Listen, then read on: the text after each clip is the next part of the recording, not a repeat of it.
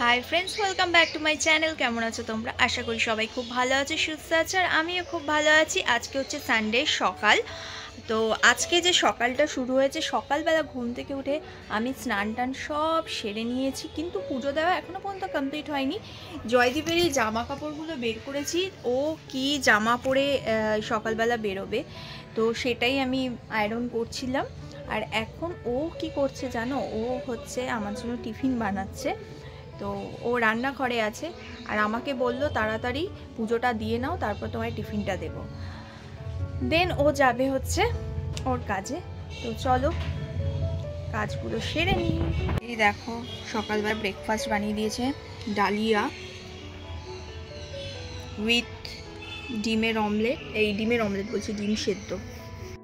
এখন যাচ্ছি হচ্ছে স্টুডেন্টের বাড়িতে, আর জয়দীপকে বললাম যে একটু দিয়ে আসতে স্কুটি করে, কেন কি দেরি হয়ে গিয়েছিল তাই জন্য, আর দোকানও বন্ধ করে দিয়েছিল। আমি স্টুডেন্টের বাড়িতে যাব, আর ও ততক্ষণে বাবার বাড়িতে ওয়েট করবে, কেন কি বাবার বাড়ি থেকে স্টুডেন্টের বাড়ি অনেকটাই কাছাকাছি, তাই জন্য। তো চলো তাহলে যাওয়া যাক। রোদটা বেশ ভালোই পড়েছে, শীতের সকাল, বেশ ভালো লাগছে। শীতের পুরোপুরি সকাল না, শীতের বেলা বলাটাই ভালো। তো এখন যাওয়ার পথে চলে এসেছে যে পেট্রোল পাম্পে একটুখানি তেল ভরাতে। এরপরে দেখো এনাকে ড্রয়িং শেখাতে চলে এসেছি, আর বেশ 1.5 মাস পর ইনি করছেন। মাঝে অনেকটা দিন গ্যাপ ছিল, কেন ওদের বাড়িতেও কাজ হচ্ছিল কিছু, আর ওর পরীক্ষাও ছিল, সেইগুলো পরীক্ষা শেষ হয়ে তারপর এখন ও ফ্রি, তাই জন্য আমাকে ডেকেছে। এরপর ক্লাস থেকে ফেরার পথে চলে এসেছিলাম, একটা অনুকূল ঠাকুরের প্রোগ্রাম হচ্ছিল, তো ওইখানে এসেছিলাম আমি আর জয়দীপ মিলে। দেন চলে আসলাম বাড়িতে, মানে কসবার বাড়িতে। এখন এখানেই থাকবো, দুপুর হয়ে গেছে প্রায়, খাওয়া দাওয়া কমপ্লিট করতে হবে, কমপ্লিট করে তারপর শোবো।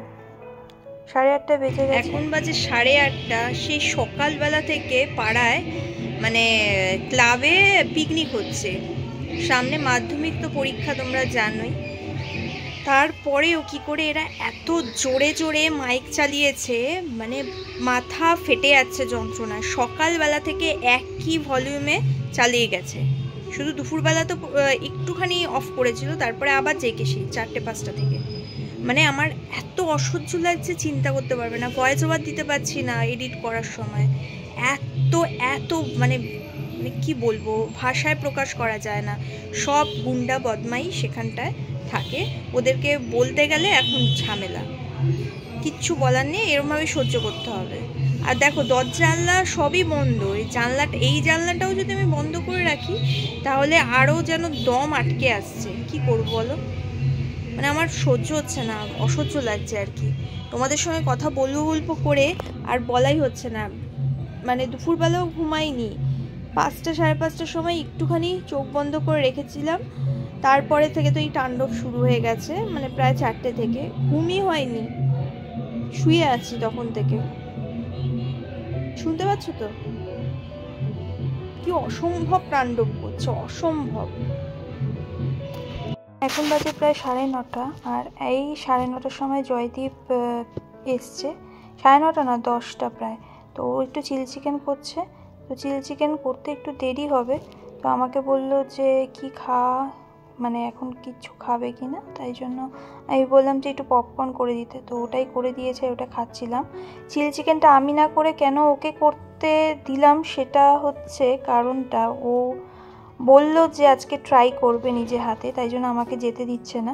আর আমি এখান থেকে, এই ঘর থেকে ইনস্ট্রাকশন দিচ্ছিলাম আর পপকর্ন খাচ্ছিলাম বেশ মজায় মজায়। প্রদীপ চিলি চিকেনটা করার পর আর ভিডিওস ক্যাপচার করা হয়নি। তো এই ছিল আমার পুরো দিনের কাহিনী, কেমন লাগলো বলো।